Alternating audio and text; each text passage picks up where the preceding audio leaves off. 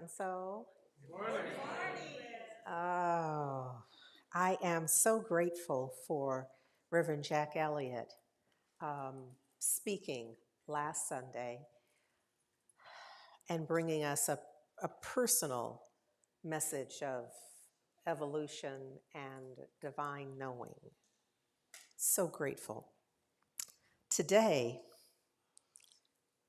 I'm just going to let this unfold the way the way it comes. It has shifted a few times here. Just maybe I can begin by reminding us that we are indeed on an adventure in faith, always and in all ways. My sense is that as life is unfolding in all of its myriad ways, so there's tremendous joy and bliss, and there's sorrow and difficult times that are also being experienced, and sometimes almost simultaneously. That is to say that no sooner than you have the blissful, joyful experience, you get something in the mail or a call, and so very often we are in this kind of, I realize as I'm rocking, I want to say this teeter-tottering. A blast from the past. uh, this sense of instability in our spiritual awareness. I know from which I speak that although I have studied this for decades and been licensed to teach it and ordained to preach it, I still fall, and Lord knows, sometimes I have to call for help to get up. And it's in getting up, what I mean is raising my consciousness, shifting my thinking from low-level vibration thoughts. Because why? Low-level vibration thoughts get us low-level vibration life. And so when we know this, even when we slip and fall, we go, oh Lord, no, not here. Not this spot. This is not where I'm going to park. This is not where I'm going to pull over and fall out. This is not where I'm going to spend the next several months. Unless, of course, you do. Now, allow me to just say that if you find yourself, like I have, in situations, circumstances where I was there for longer than I should have ought to been, what I found is that there were lessons there for me. It was not time wasted. I don't even regret it, because now I look and see, oh, bless her heart. She needed to have apparently all of that. I would never have ordered it online. But given that I had it, I can stand before you and say I squeezed all the juice out of it. You know, like, since I'm there, let me learn, because why? I don't intend to come this way again. I'm going to do my best. Like, oh, I see what happens when I do that, when I think that, when I hold these thoughts, when I believe erroneously. Now that I know, I'm like, let me get this straight, because I don't want to come this way near another time. Not another time do I intend to go through that, which means it's one thing to say it. I mean, it's easy. It just kind of rolls off the tongue. But it's another to, I feel like, dedicate my life to choosing something else. Choosing higher, some would say choosing righteously. Choosing from a place other than pain and sorrow. Now, there's no way to live this life and not have some pain and sorrow. The question is whether we dig our heels in and live from, speak from, operate from that low-level vibration. Life is going to deal what life deals based by right of consciousness, let's be clear. And so if we are forever engaged in our commitment to a higher vibration thinking, being, living, doing, yes? So this adventure in faith is ongoing.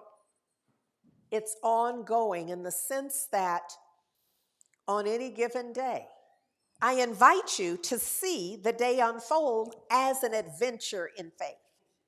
Let me tell you how that works for me, is I get less attached to how I think it ought to be. And I find that it wreaks less havoc with my health and well-being. Because what? I'm simply on an adventure in faith. And Lord knows, put the graphic up because I want to remind us of how that can look for us. This is just one idea depiction of an adventure in faith.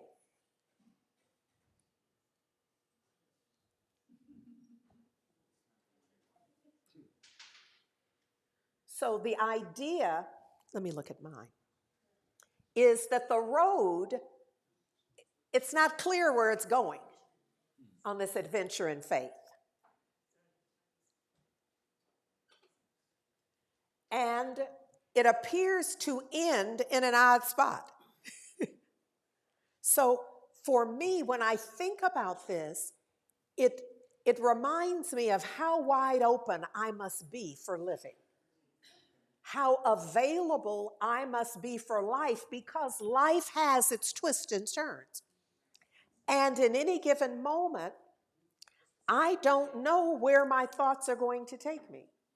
I don't know what's going to happen that day. And I've told you, I've done tremendous amount of study. And that is not an inoculation against stupidity.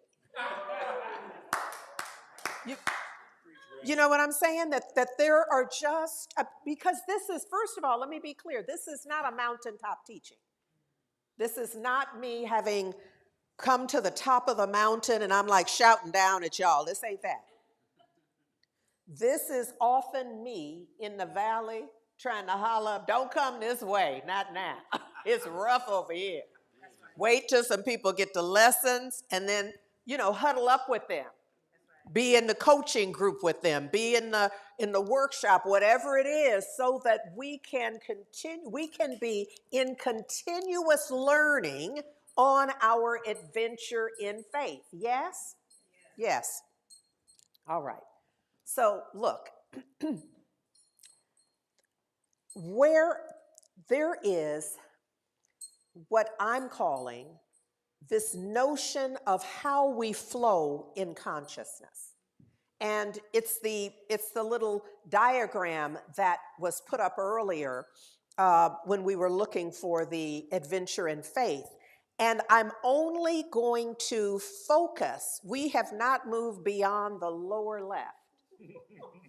We just haven't, because we got to get this. Or we're going to repeatedly end up there without an awareness of where we are and why we're there and what to do while we're there. Because while we're there, the idea is to not be like the little fellow over there who's chained up, let's not try to imagine what that one is thinking. When you're in that situation, circumstance, where your sense is that you have been victimized. And once you're victimized, you're the victim. So once you're in a consciousness, a sense of, a vibration of I'm a victim. Now, you may never say those words to yourself, but you can tell by the posture you've been there. Crouch down in the cut, wondering what it's going to take to get out, regretful that you're there, denying that you had anything to do with being there. Note to self, wherever you are, you have everything to do with being there. Wherever you are, top of mountain, bottom of valley, has your fingerprints on it. It's true for all of us because we live life by right of consciousness. All right. So, look, I just want to set the tone here quickly. Ralph Waldo Emerson says, as a man thinketh, so is he. So many of us know this right away. The rest of it is, as he or she, they chooseth, so is that one, and so is nature. Pardon me.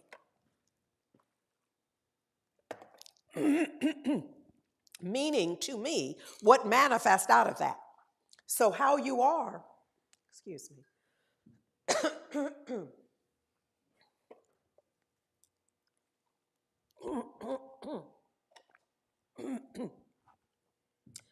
So how I am demonstrates in some way. That's what I think he means by nature. How you are, the way you are thinking, has a, somebody would say, consequence. It certainly has an output. It has an effect. How you are thinking is causal for your life. There's no way to separate. There are no like free thoughts. No like thoughts that are just neutral where you can, I'm just going to think this for a while and then I'm going to hope that it has no impact. All of our thinking has an impact because it is what forms our life.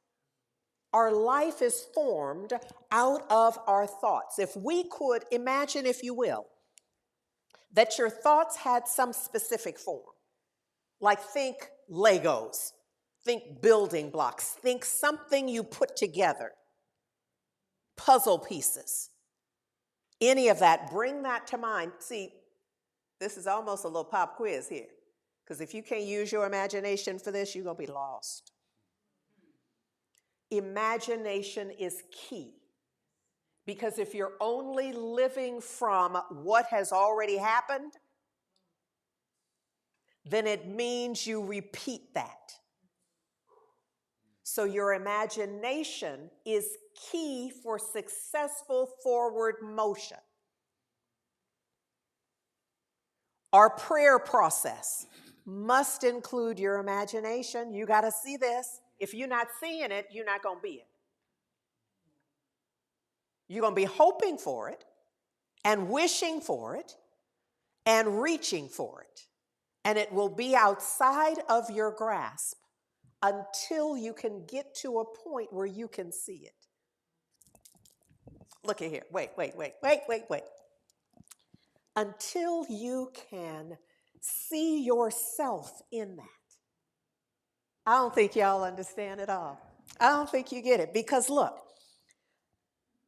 the vision is to, what's the vision? Somebody tell me, what's the vision that you're nurturing? What's the prayer request? Somebody with some courage. Health. It's health and well-being. So for the one who, let's just imagine, if you will, that one who has that as the frame of mind has had a diagnosis, a prognosis, or is, at least if they haven't gone that far, they are troubled by the current symptoms. That one, thinking about what I've just said today, let's pretend that they're here now. Here's what they could be doing. They could have an awareness, oh my goodness, is she saying if I continue to just think about this ache in my side, the way my back bothers me whenever, fill in the blank, or the way my knee, as if I continue to imagine that I'll require a knee replacement, if I continue to imagine and begin to read up on whether it's rheumatoid arthritis or some other type, if I persist in becoming an expert at what the pain and discomfort is, then this is the consequence. The consequence of that thinking is that I'm holding on to it. I am holding the idea of the knee pain or botheration in a fixed pattern, and I am beginning to label it, to give it encouragement. It don't know what it is. But I'm beginning to name it And once I name it, read Genesis, once you name it, it is. So now, even if it really isn't, it is for you. Why? Because not only have you named it, but in your naming, you slipped up and called it my. So not only have you named it, but you've owned it. You have in your own way violated or just used the law against yourself rather than for your highest good. Does that make sense? Okay, for the people over here, some of them. Yeah, okay. All right, good. So you can begin to see what Ralph Waldo Emerson is saying is that as an individual thinks, because you're not speaking out of anything other than what you've been thinking. Those two go right together. And your actions follow that. So he's saying that all of what you think makes a huge difference. You can't afford to get sloppy with that. Because it absolutely determines who you are, what you choose for yourself, and what is demonstrated manifest in your life. Yeah? These are high stakes. At least that's how it seems to me. That helps me to get my act together when I'm like, well, because sometimes you're like, well, what's the consequence? You're like, I'll take my chances. This ain't that. This is my sense where you want to set this mess straight so that you can have different outcomes. Outcomes much more in alignment with your prayer, with your vision, with your dreams, with your hopes. In Matthew 8:13,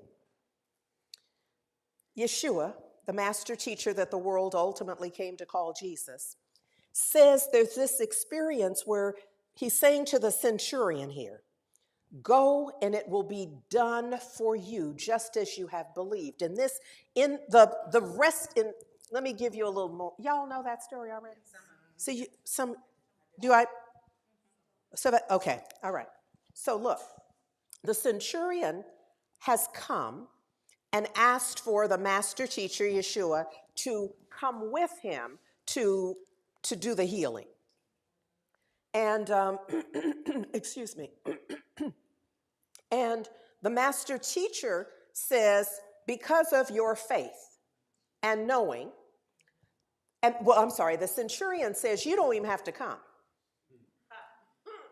I know you don't have to come because look, as a centurion, I'm in charge of some folks.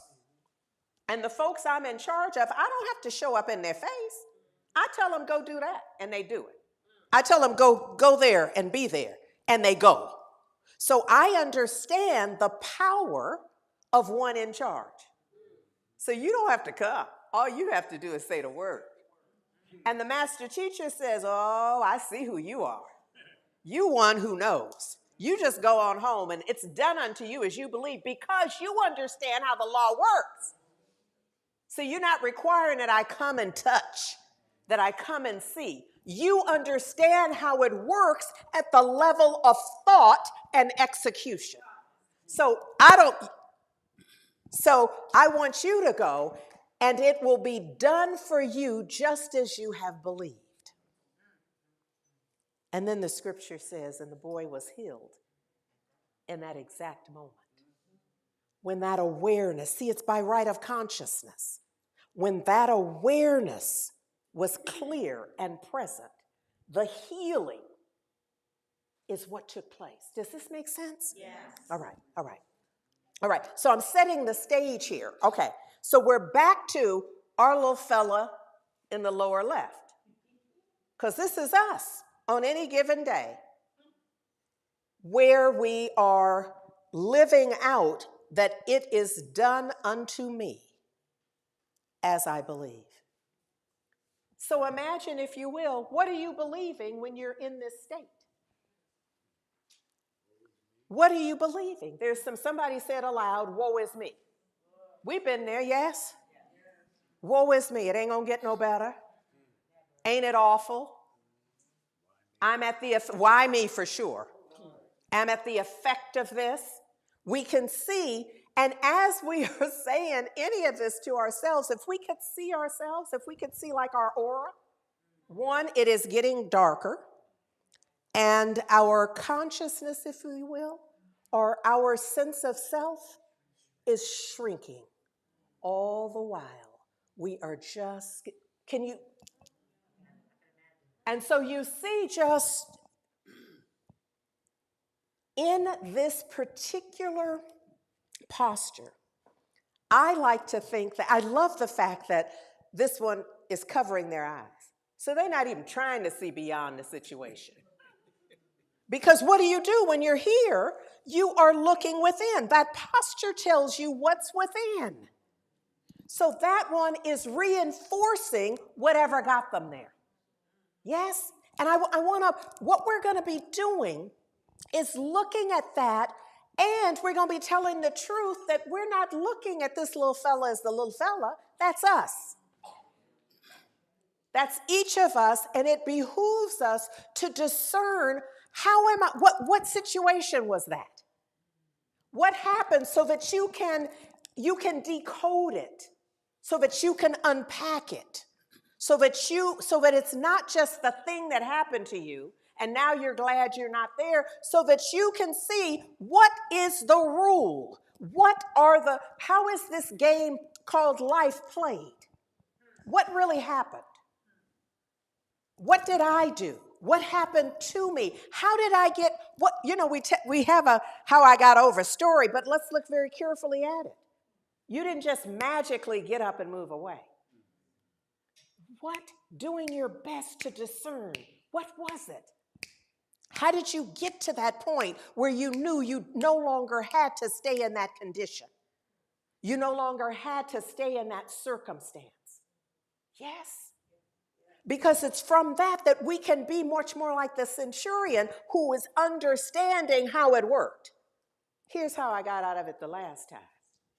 Let me try that, maybe add a little something to it so that I come into greater and greater, more expanded awareness about the innate power that I have, that my word has. Now, it cuts both ways. We're going to realize that our word got us in there, our thought and our word got us in it, and our thought and our word will get us out of it as well. Yes? Yes.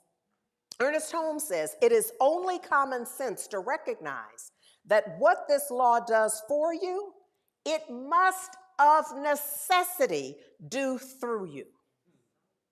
So there's no excising you from the equation.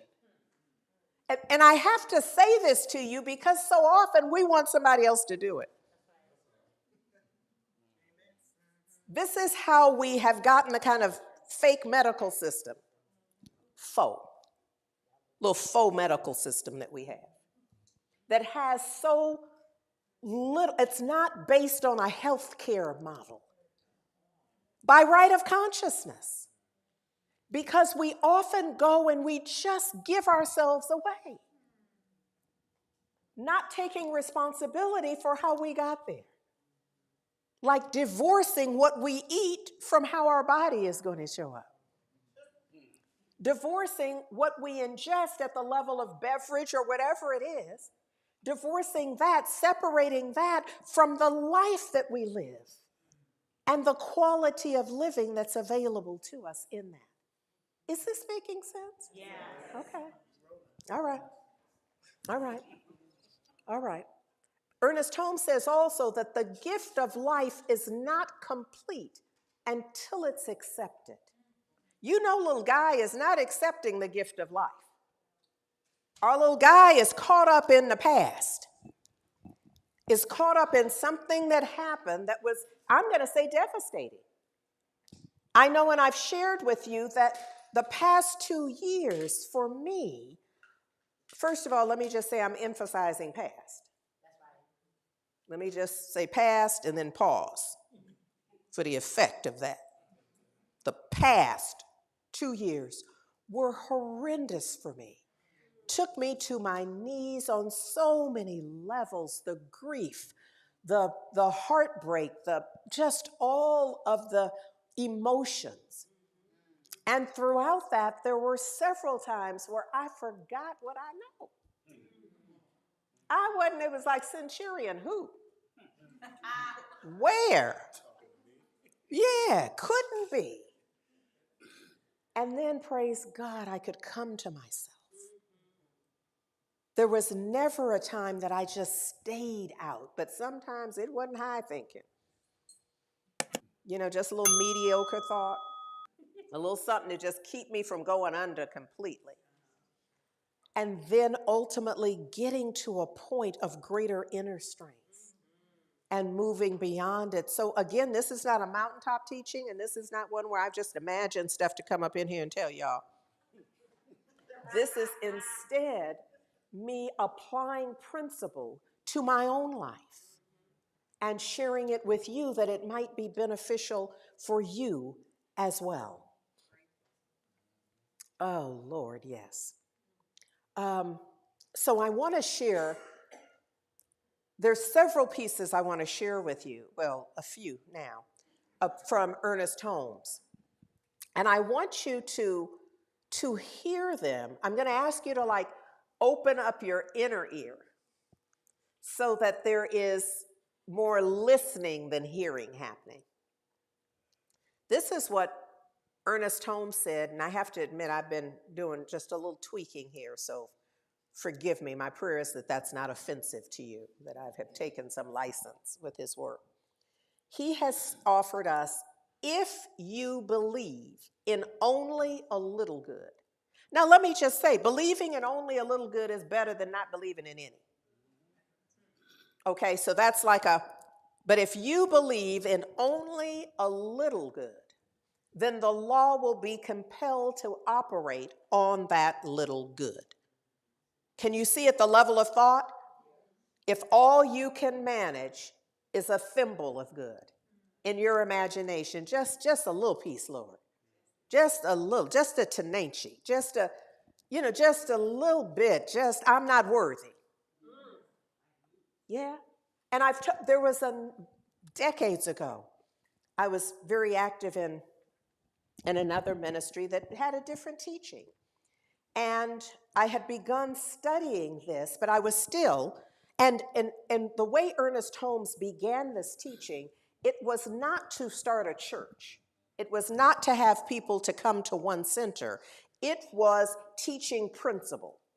And so I was doing very much like the folks back in the 20s were doing, was going to him to get the teaching and then being wherever they were in life. So I was attending a very mainstream community church, and but was studying in addition these principles. And one Sunday, as we recited, I am not so worthy as to gather up the crumbs under thy table, I heard me gasp.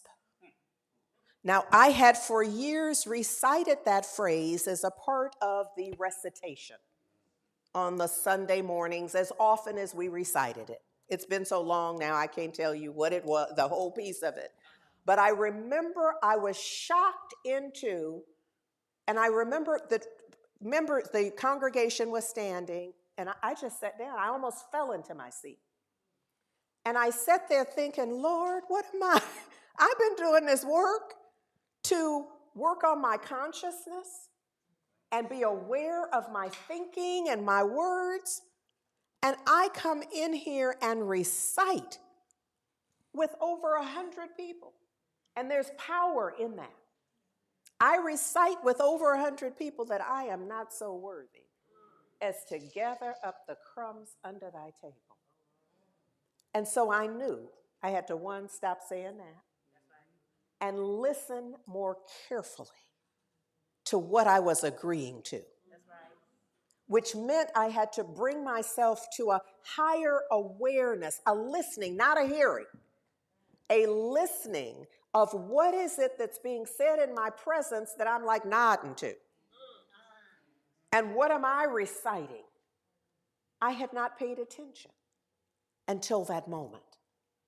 So this notion of only believing a little good is better than not being worthy so as to gather up the crumbs under the table.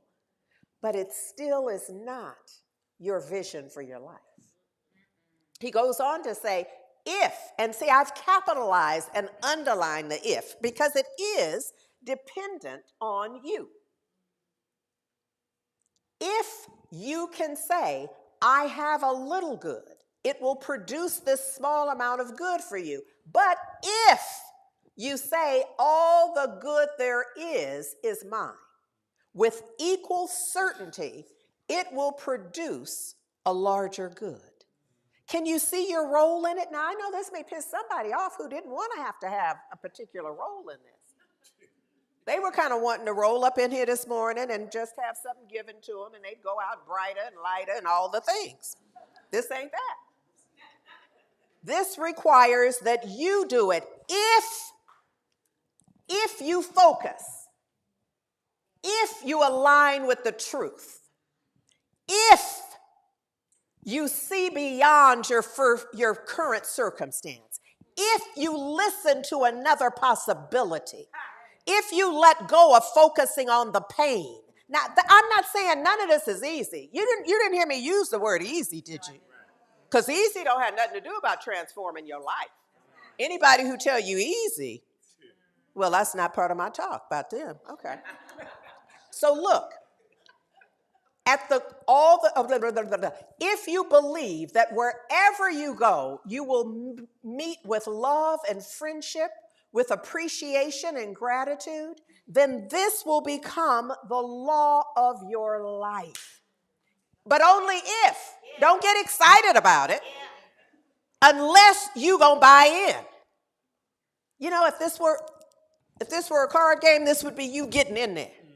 If this is you having, this isn't just, I'm not promising you that this is yours unless you get in here. Unless you get in here at the level of belief, centurion, unless you claim and practice a level of knowing and willingness. Oh, Lord. So look, I'm going to have to. Ooh. Okay. The mind principle that is around you, and there is one around all life. The mind principle, the knowing, divine knowing, the presence of the divine around you is reactive to your thought. That's right. Can you sense this? Yes. You feeling not worthy calls forth the experiences that are aligned with unworthiness. So for anybody, I'm going to help you out here before I go sit down. I'm going to help you out. So listen up here. If one of the things that you say is, why me? You know, when it gets rough, gets hard, if your response is, why me? And you know, you got a face that goes with that. You got to do the whole drag. Why me? Why me? This is the answer. It's by right of consciousness. The mind principle that surrounds each and every one of us is always reactive to, responsive to our thinking. Don't feel worthy? You are drawing to you the experiences that come out of unworthiness. So look, its chief characteristic is its susceptibility to impression. And your thought is an impression. Your thought is an impression on law, universal law. It receives the slightest vibration of your thought and acts upon it. Now for some that feels like, oh Lord, no, right? I mean, tell the truth. For some of us, that's like, no, tell me if that ain't so. No, not all that stuff I've been thinking. Here's the good news. Love always finds a way. I'm telling you, look at here. Do you want some joy in your time? Are you trying to find some peace of mind? Everybody can say yeah. For whom that applies. If you're not, don't say nothing. All you need to, okay, do you want to find some joy in your time? Yes. Y'all are just weak. I'm going to try it again. Do you want some joy in your time? Yes. Are you trying to find some peace of mind? Yes. All you need to know is love will find a way. Yes, Lord. Yes. Yes. So look, I'm going to go back to Ernest Holmes, where he says that the mind principle around you is reactive to your thought. Remember, this is where we stopped. Its chief characteristic is its susceptibility to impression.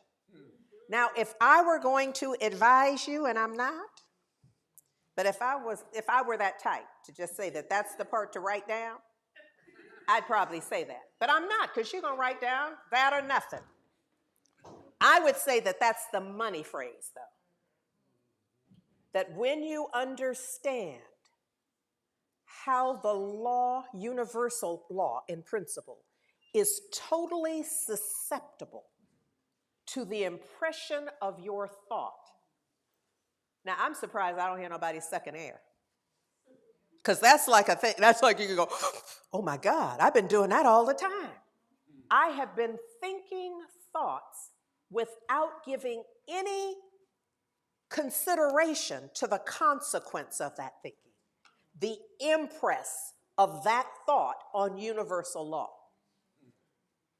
Like anytime we are speaking negatively about ourselves or anyone else, but let's just focus on ourselves.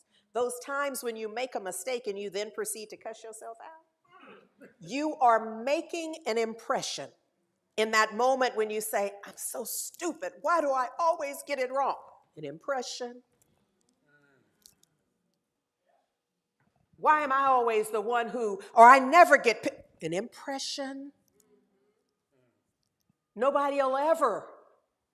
An impression. All of this is setting our lives, setting a mold, like one of those old-fashioned Jell-O molds. Setting a mold for your life and your experience. That's how this thing works. So look, this idea that Ernest Holmes says that this law, this universal law that we're talking about, also acts like a mirror. When you withdraw old images of thought and place new ones in front of the mirror of mind, yeah? Okay, watch this. Valda, bring me my little mirror right there on the thing. Come on now. Thank you. Thank you. Okay, so look, we have been there where you look in the mirror and all you can see is what's wrong. Whatever it is, and you name it. I have sense enough not to right now because I'm not trying to make any impressions that I'm not interested in having. Does that make sense? Yeah. Okay, so we know what it's like to look in the mirror and the first thing is not, oh, what a great color that is.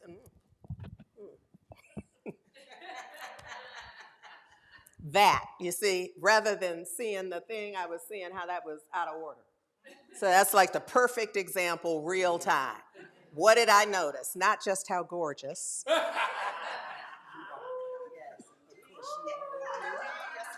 Not how the inner glow was just almost blinding me.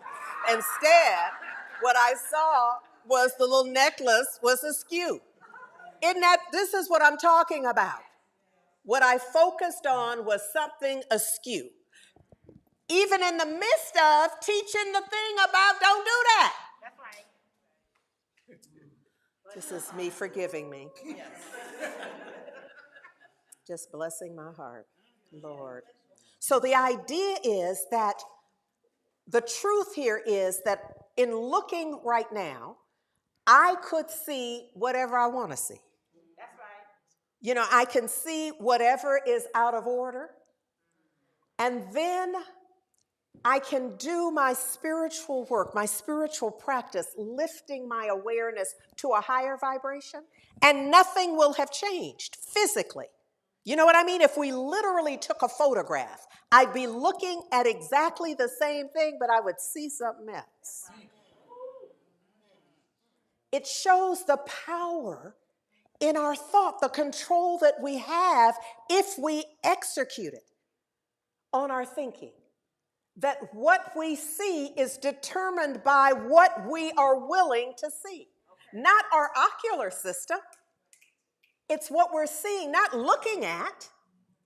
Looking at is more the ocular system, focused on. This seeing is an inner job. It's inner work. Discerning what you want to see. And what you want to see, let me just tell you quickly here, is in total alignment with your vision, your prayer, your dreams. I know it's counterintuitive because we're taught to explore why that's not possible. And in the most spiritual way, I want to say, cut that mess out. Stop doing that. Your job is not to weigh the odds of you getting the home. Weigh the odds of you having a well, healthy knee. Your job is not to do the research on how bad it is. Now, that doesn't mean you won't have to do some research, because no doubt somebody's going to offer you some drugs around it, and you need to know before you start taking whatever it is, what that is, and what they call side effects, which are simply other effects. You know what I mean? They're on par with the effect that you desire. Is this? Now I've not said this. I need to really make sure we're clear about this. There are simply effects. That side effect thing, don't fall for that. Whatever the medicine, whatever the drug, whatever the chemical is, it has effects. Period. Now, there may be 20 of them. Do you see now that they advertise medicine on television? Do y'all? And the little print at the bottom over several lines? That's what I'm talking about. And sometimes when they say it aloud, you know, it's not funny. We do laugh because we're just wondering what exactly is the effect that we're looking for. Because the risk is, so now I'm way off topic. But the idea is based on cause and effect, there are lots of effects. And the fact that they will call it a side effect, your body doesn't know nothing about that. It just knows that when that gets in there, it does some stuff. It does some stuff you want, and it does some stuff potentially that you're not interested in at all. So you're going to have to be awake and aware throughout the whole process. But the idea here is that this idea of the mirror is that Ernest Holmes is saying that when you place something new there, and that new is within you. Do you understand that? It's not like going to get somebody else to put in your mirror. It's looking through new eyes. It's seeing yourself in a different way. If you were with us last summer and the summer before, it was really the summer before where we did massive mirror work. And I suggested you do some nude mirror work in the privacy of your home so that you could really get into you. So many of us don't even want to see ourselves. Can I just tell you how that handicaps your most powerful outcomes if you're not really willing to look at you? I mean, can you get there? Can you really sense your relationship with you? I know you got a whole prayer board and vision board, and you just got all the stuff going on, but if you can't look at you, ain't none of that really happening. Because who's it going to happen for? If you're not connected with you, and you can't see yourself in that, and you can't if you can't see yourself. If you can't stand to see you for an extended gaze, you can't really see you in that outcome.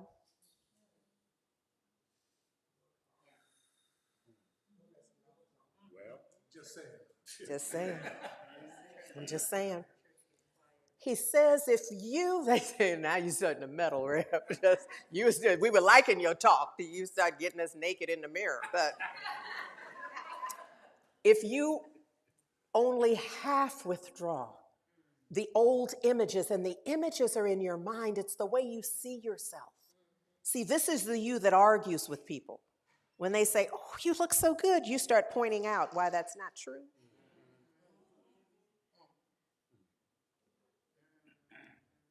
It's that shift that we're talking about. That's the shift we're talking about. I got to go. Because, please, the police, you can't just talk all day long to the people.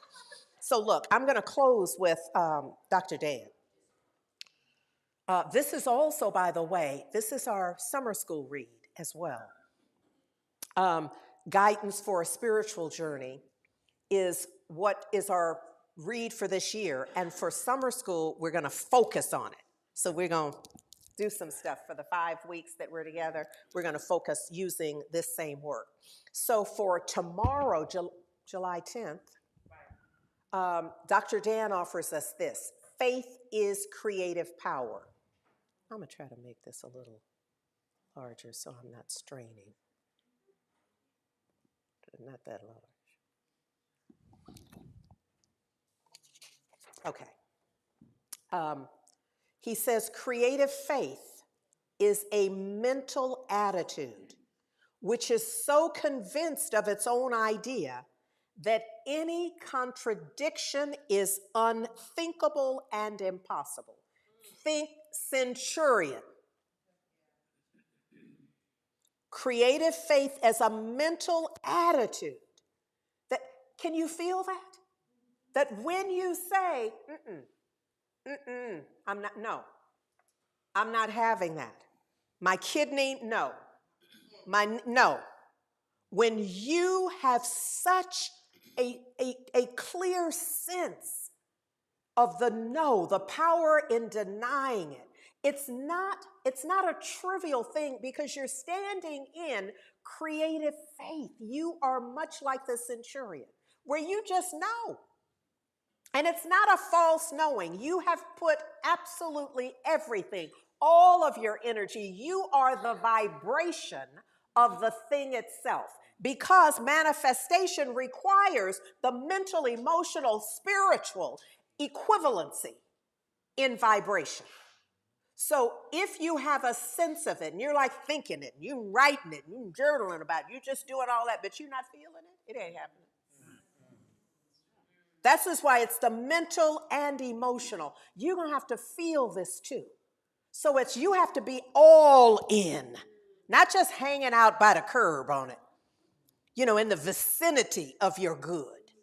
You're going to have to see it. And here's the test. When you wake up in the morning, can you still, with your eyes closed, can you visualize it? I mean, you in a new house? You're driving a new car.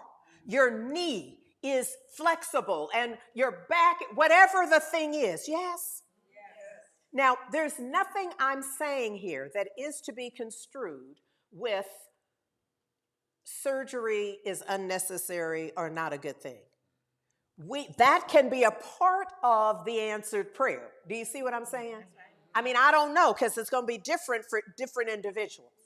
But it can include all of the good stuff that is available in order to get there. Your work is not to figure that out, but to keep the vision so sharp that you can't tell the difference between the vision and your life. Some part of you thinks you already there. You look up and you're packing. Somebody said, well, where are you going? And you almost have to come to realize, oh, shoot, I don't have it yet, but you know it's coming. So you're like, I may as well get packed now. But if you're not packing and you haven't moved nothing, if whoever your beloved partner is, if they don't even have nowhere to sit in your house, it ain't coming. There's something that you are doing to prepare you and your environment for what is, because here's the test. You don't do that unless you believe it. If you don't think they're coming for dinner, you don't buy no food.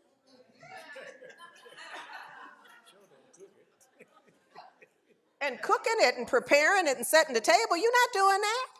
But if you really think they're coming, you run in there, throw that jacket off, and get to that kitchen to get something together. You get on the phone and get it ordered in, whatever you're going to do. There's something you're doing.